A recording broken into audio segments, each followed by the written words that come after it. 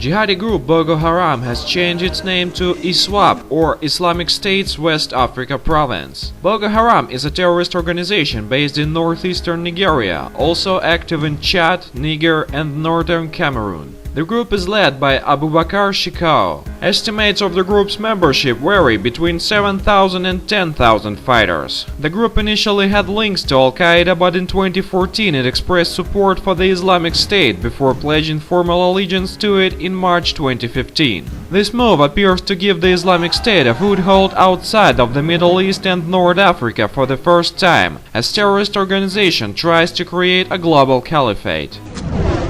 Hundreds of decomposing bodies have been found dead in the northeast Nigerian town of Damask, apparently victims of the ISWAP insurgency, as details emerged on Monday of fresh attacks by the militias. In total, ISWAP is responsible for over 5,500 civilian deaths since 2014. Northeast Nigeria has been relentlessly targeted throughout the jihadist 6-year uprising, but there had been a lull in violence in recent weeks. A coalition of troops from Chad, Cameroon, Niger, and Nigeria opposes ISWAP in this region.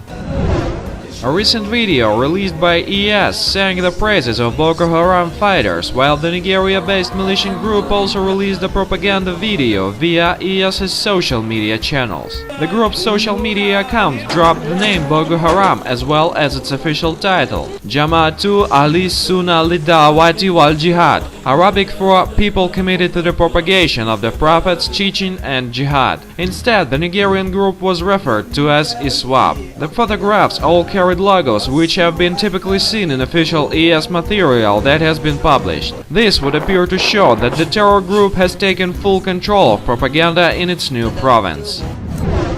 The Islamic State media campaign is overseen by Abu Amr al-Shami, a Syrian born in Saudi Arabia who was previously ES leader in Aleppo. Initially, Islamic State became widely known for its horrific videos of executions. However, it uses a diverse range of tools from static websites, chat forums, and online magazines to make an efficient use of today's interactive and fast-paced social media platforms. ES's followers are loud and noisy, tweeting, streaming, and Instagramming their exploits. Terror is now being transmitted across the globe in real time. Islamic State is an active user of blogs, instant messaging, video sharing sites, Twitter, Facebook, Instagram, WhatsApp, Tumblr, and Ask.fm. Its media campaign underscores that terror can be streamed and sold with graphic images, audio messages, and music. This campaign is an effective tool for psychological operations and for recruitment. Social media is the most popular medium for young people to communicate today. It's trendy, interactive, and it's populated by a very young and sometimes naive demographic. ES has brought propaganda of terror to a whole new level, and today it has come to West Africa.